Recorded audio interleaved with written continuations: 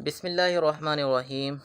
अस्सलामु अलैकुम स्टूडेंट्स, हमारा आज का टॉपिक है real and complex numbers. Real and complex number को स्टडी करने से पहले कुछ बेसिक नंबर्स हैं जिनको स्टडी करना ज़रूरी है ताकि हम इन कॉन्सेप्ट्स को यूज़ करके अपने रियल नंबर को और कम्प्लेक्स नंबर को डिफ़ाइन कर सकें। ठीक है, तो सबसे पहला हमारे पास कॉन्सेप्ट है नेचुरल नंबर। नेचुरल नंबर क्या होता है? This set the numbers 1 2 3 so on which we use for counting certain objects are called natural number। वो वाले नंबर जो हम किसी भी सर्टन ऑब्जेक्ट्स को काउंट करने के लिए हम जो काउंटिंग के नंबर्स यूज़ कर रहे होते हैं वो सेट जो होता है हमारे पास क्या कहलाता है? Set of natural number. और ये वाले जो नंबर्स होते हैं 1 2 3 4 इनको हम कहते हैं natural number. The set of natural number is denoted by N. जो सेट ऑफ नेचुरल नंबर होता है उसको कैपिटल एन से डिनोट करते हैं और वो लिखते कैसे हैं? एन इज़ इक्वल टू, ये सेट की ब्रैकेट्स डाल के 1 2 3 4 और ये सो ऑन, ये कंटिन्यू अभी ख़त्म नहीं हो रहा। ठीक है, इसी तरह नेक्स्ट हमारे पास टर्म क्या आ जाती है? Whole number. होल नंबर्स क्या होते हैं? If we include zero in the set of natural number. अगर हम सेट ऑफ नेचुरल नंबर के अंदर ज़ीरो भी इंक्लूड कर लें तो वो जो सेट ऑफ नेचुरल नंबर होगा वो उसका एक नया नाम बन जाएगा, वो हम उसे क्या कहते हैं? होल नंबर कहते हैं। तो सेट ऑफ नेचुरल नंबर में ज़ीरो नहीं आता, जबकि सेट ऑफ होल नंबर में क्या आता है? ज़ीरो आता है। और सेट ऑफ होल नंबर को राइट करने के लिए हम क्या करते हैं? डब्ल्यू से डिनोट कर रहे होते हैं और डब्ल्यू इज इक्वल टू क्या आ जाएगा? 0 1 2 सो ऑन, ये हमारे पास क्या होता है? कंटिन्यू। तो ये वो वाली काउंटिंग जो 0 से स्टार्ट होती है वो सेट ऑफ होल नंबर कहलाती है और जो 1 से स्टार्ट होती है वो सेट ऑफ नेचुरल नंबर कहलाती है। ठीक है, उसके बाद आ जाएगी हमारे पास जो नेक्स्ट टर्म है वो है इंटीजर्स। अब इंटीजर्स को डिफाइन करने के लिए हम क्या करते हैं? The set of integer consist of positive integers, zero and negative integers. यानी कि जो सेट ऑफ इंटीजर्स है वो बेसिकली हमारे पास, जैसे हमने सेट ऑफ नेचुरल नंबर को जब डिफाइन किया तो पॉजिटिव नंबर या इंटीजर्स हमने वर्ड वहाँ यूज़ किया। ठीक है, तो पॉजिटिव नंबर जो इसमें हमारे पास क्या आ जाएंगे? जो पॉजिटिव नेचुरल नंबर होंगे, जो हमारे पास नेगेटिव नंबर्स होंगे और ज़ीरो होगा। सारे के सारे नंबर्स को अगर हम कलेक्ट कर लेते हैं तो वो हमारे पास क्या आ जाता है? इंटीजर्स। और इसको रिप्रेजेंट करने के लिए जी यूज़ करते हैं और जी क्या होता है आपके पास? -1 -2 सो ऑन +1 +2 और ये ज़ीरो भी आता है। या इसी को राइट करने के लिए हम यूँ भी लिख लेते हैं कि ज़ीरो आ जाएगा +-1 आ जाएगा +-2 आ जाएगा और ये सो ऑन हमारे पास क्या आता है? सेट कंटिन्यू होगा। तो इस तरह भी हम क्या कर सकते हैं? सेट ऑफ नेचुरल नंबर को, सेट ऑफ इंटीजर्स को राइट कर सकते हैं। उसके बाद आ गया rational number. All numbers of the form p by q where p q are integers and q not equal to 0 are called rational number. The set of rational number is denoted by q। वो तमाम numbers जिनको p/q की शक्ल में लिखा जा सकता है। जैसे देखिए मेरे पास यहाँ मैं एग्जाम्पल लिखता हूँ, e.g. फॉर एग्जाम्पल मैं यहाँ क्या लिख रहा हूँ? नंबर लिख रहा हूँ। मैंने लिखा 2/7, तो ये एक फ्रैक्शन है। ठीक है, तो ऐसे नंबर जो फ्रैक्शनल फॉर्म में आते हैं वो हमारे पास क्या कहलाते हैं? उनको हम क्या कहते हैं? उनको रैशनल नंबर का नाम दिया जाता है। 2/3 मैं इसको 3/9 कर लेता हूँ, ये भी मेरे पास कोई एक नंबर है, फ्रैक्शनल फॉर्म में लिखा हुआ है ना, तो ये क्या कहलाएगा? हमारे पास सेट ऑफ रैशनल नंबर्स के अंदर आएंगे। और सेट ऑफ रैशनल नंबर को हम लिखने के लिए क्यू से डिनोट कर रहे होते हैं। Q is equal to p/q such that p q belongs to z and q not equal to 0। यही जो इंग्लिश के अंदर हमने उसकी डेफिनेशन लिखी है उसी की मैथमेटिकल फॉर्म है कि those number which can be written in the form of p/q such that p and q belongs to z integers and q not equal to 0 हमारे पास है। तो ये हमारे पास किसकी डेफिनेशन आ गई? सेट ऑफ रैशनल नंबर की। और सेट ऑफ रैशनल नंबर के बाद जो हमारे पास नेक्स्ट है वो आ जाएगी इर्रेशनल नंबर। ठीक है, इर्रेशनल नंबर कौन से होते हैं? अब जो रैशनल नहीं होते वो वाले नंबर्स क्या होते हैं? इर्रेशनल कहलाते हैं। The numbers which can not be express as quotient. Quotient क्या था? p/q।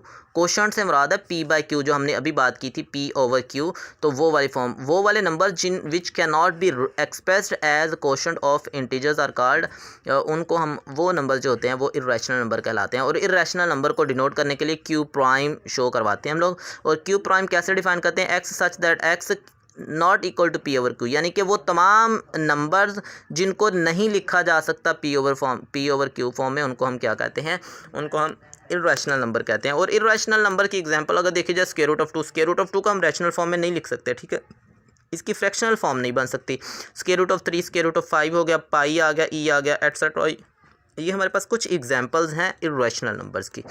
नेक्स्ट, जब हम रैशनल और इर्रेशनल नंबर से फेमिलियर हो जाते हैं तो फिर हम अपने रियल नंबर को डिफाइन करते हैं। जैसा कि हमारे चैप्टर का नाम था रियल एंड कम्प्लेक्स नंबर, तो अब हम रियल नंबर को डिफाइन करते हैं।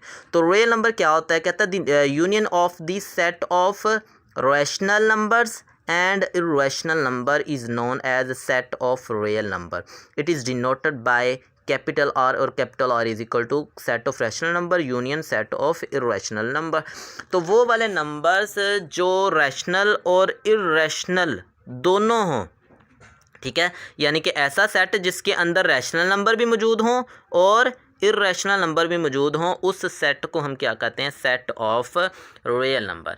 अब जब हम रैशनल नंबर को डिफ़ाइन करते हैं तो हमने कहा रैशनल नंबर्स क्या होते हैं, फ्रैक्शनल फॉर्म में लिखे, क्वोशंट ऑफ टू इंटीजर्स होता है, दो नंबर का क्वोशंट होता है। तो अब ये जो फ्रैक्शंस होती हैं, अब इन फ्रैक्शंस के अंदर भी हमारे पास क्या आती है, दो टाइप्स आ जाती हैं। पहले वाली ये कि उन फ्रैक्शंस को हम सोल्व करें और उन फ्रैक्शंस को सोल्व करने के बाद हमारे पास वो टर्मिनेट हो जाए, यानी कि हम उसको सोल्व कर रहे हैं और उसकी डिवीजन कंप्लीट हो जाए। दूसरी वो कि हम उनको डिवाइड करें बट उनकी डिवीजन कंप्लीट ना हो बल्कि वो चलती जाए। तो सबसे पहला आ गया टर्मिनेटिंग डेसिमल फ्रैक्शंस।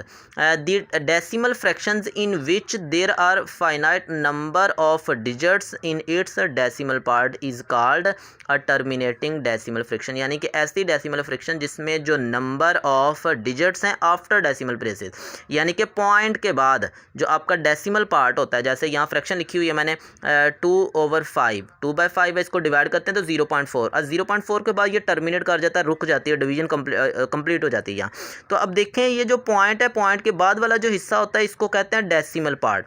ये डेसिमल पार्ट में जो नंबर ऑफ डिजिट होते हैं ना, वो क्या होते हैं, लिमिटेड होने चाहिए, फाइनाइट होने चाहिए, ठीक है। तो limited number of digits after decimal point, तो वो हमारे पास टर्मिनेटिंग डेसिमल फ्रैक्शन। तो ये जो 2/5 है इसको टर्मिनेटिंग कहते हैं। इसी तरह अगर 8/3 की बात करते हैं तो ये 0.375 के बाद टर्मिनेट कर जाता है, रुक जाती है, डिवीजन कंप्लीट हो जाती है। यहाँ तो देखें पॉइंट के बाद जो नंबर ऑफ डिजिट्स हैं वो क्या है, लिमिटेड है, 1 2 3 काउंट कर सकते हैं, ये नहीं है कि वो डिवीजन चलती जा रही है। तो ये भी टर्मिनेटिंग हो गया। इसी के बरक्स नॉन टर्मिनेटिंग। अब नॉन टर्मिनेटिंग क्या होगा, ऐसी फ्रैक्शन आ जाएगी हमारे पास जिसको हम डिवाइड करना शुरू करें बट उसकी डिवीजन कंप्लीट ना हो, वो बार बार चलती जाए और रिपीट होना शुरू हो जाती है। तो non terminating and recurring decimal fractions, वो वाली डेसिमल फ्रैक्शन जो नॉन टर्मिनेटिंग होती हैं और रिकरिंग भी होती है। रिकरिंग अब क्या होता है कि जो नंबर ऑफ डिजिट्स होते हैं वो रिपीट होना शुरू हो जाते हैं। The decimal fraction in which some digits are repeated again and again in the same order in its decimal part is called recurring decimal fractions. तो रिकरिंग डेसिमल फ्रैक्शन वो वाली डेसिमल फ्रैक्शन जिनके अंदर जो नंबर ऑफ डिजिट्स होते हैं decimal point के बाद वो क्या होते हैं, रिपीट होना शुरू हो जाते हैं, अगेन एंड अगेन रिपीट होते हैं। कंप्लीट नहीं होती डिवीजन बट वो चलती जाती है और वो क्या होता है, रिपीट होना शुरू हो जाते हैं। अगेन एंड अगेन जो डेसिमल डिजिट्स होते हैं वो रिपीट होते हैं। अब इनकी एग्जांपल हमारे पास देखें। फॉर एग्जांपल हमारे पास क्या आ गया, 2/9। अब हम इसको डिवाइड करते हैं तो क्या आ जाएगा, 0.2222, और ये कंटिन्यू होगा, ख़त्म ही नहीं होगा, ठीक है। अगर हम डिवाइड करते जाएंगे तो ये कंप्लीट नहीं होगा, हमारे पास चलती जाएगी डिवीजन। तो इसका मतलब ये है, देखें जो number of digit after decimal point are unlimited है हमारे पास नंबर ऑफ डिजिट्स। तो ऐसी जो फ्रैक्शंस होती हैं उनको हम कहते हैं नॉन टर्मिनेटिंग डेसिमल फ्रैक्शन, क्योंकि ये रिपीट भी हो रहा है तो फिर non terminating and recurring decimal fraction कहते हैं, ठीक है। सिमिलरली हमारे पास क्या आ गया, ये एक और एग्जांपल है, 4/11 इज इक्वल टू, इसको भी जब हम डिवाइड करते हैं तो 0.36363636। तो देखें 36 क्या होता है, इसमें रिपीट होता जा रहा है। तो ये एक ख़ास नंबर ऑफ डिजिट्स हैं जो after repeat again and again और ये कंप्लीट नहीं हो रही, ये चलती जा रही है। तो ये non terminating and recurring decimal fraction. तो ऐसी फ्रैक्शन को non terminating and recurring decimal fraction कहते हैं, ठीक है। नेक्स्ट एक्सरसाइज है हमारे पास 2.1, क्वेश्चन नंबर 1 है हमारे पास, identify which of the followings are rational and irrational number. हमें बताना है कौन से रैशनल हैं और कौन से इर्रेशनल नंबर्स हैं। अब सबसे पहले देखें square root of 3। Square root of 3 जैसा कि एग्जांपल के अंदर हमने बात की कि जो स्क्वायर रूट ऑफ 3 होता है या किसी भी प्राइम नंबर का जब हम स्क्वायर रूट लेते हैं तो वो हमारे पास इर्रेशनल कहलाता है। तो ये हमारे पास एक इर्रेशनल नंबर है। 1/6 देखें, ये एक फ्रैक्शन है, तो ये तो डेफिनेशन है हमारे पास कि वो वाले नंबर जो फ्रैक्शनल फॉर्म में लिखे जाएं उनको रैशनल कहते हैं, तो इसको हम रैशनल कहते हैं। पाई एक इर्रेशनल नंबर है, इसकी फ्रैक्शनल फॉर्म नहीं होती हमारे पास। इसी तरह 15/2 ये हमारे पास रैशनल नंबर है। 7.25 क्या है हमारे पास, एक डेसिमल फ्रैक्शन है, ठीक है, डेसिमल है और टर्मिनेट हो गया। और टर्मिनेट अगर हम इसकी ये पॉइंट ख़त्म करते हैं तो ये एक फ्रैक्शन बन जाएगी, P/Q फॉर्म बन जाएगी। तो ये भी हमारे पास क्या है, एक रैशनल नंबर है। नेक्स्ट आ गया नेक्स्ट आ गया हमारे पास 29 स्क्वायर रूट ऑफ 29। तो स्क्वायर रूट ऑफ 29 देखें 29 हमारे पास क्या है, एक ये हमारे पास एक प्राइम नंबर है। तो प्राइम नंबर का जब हम स्क्वायर रूट लेते हैं तो वो हमारे पास एक इर्रेशनल नंबर बनता है। तो जब हम इसकी बात करते हैं तो ये हमारे पास नॉन टर्मिनेटिंग भी होगा जब हम इसको सोल्व करेंगे, और ये रिपीट भी नहीं होगा। और दूसरी बात, इसको हम फ्रैक्शनल फॉर्म में नहीं लिख सकते हैं, ये डेफिनेशन ऑफ रैशनल नंबर पे पूरा नहीं उतरता, क्योंकि पी और क्यू दोनों रैशनल इंटीजर होने चाहिए। तो स्क्वायर रूट ऑफ 9 हमारे पास एक इंटीजर नहीं है, इस वजह से ये हमारे पास क्या कहलाता है, एक इर्रेशनल नंबर कहलाता है। उसके बाद आ जाए क्वेश्चन नंबर 2 है हमारे पास। क्वेश्चन नंबर 2 में वो कहता है convert the following fraction into decimal fraction. तो हमने इनको क्या करना है, डेसिमल फ्रैक्शन में कन्वर्ट करना है। ये जो फ्रैक्शन मौजूद है इनके डेसिमल्स हमने बनाने हैं। तो सबसे पहले 17/25 का मतलब है 17 को 25 पे डिवाइड करना है।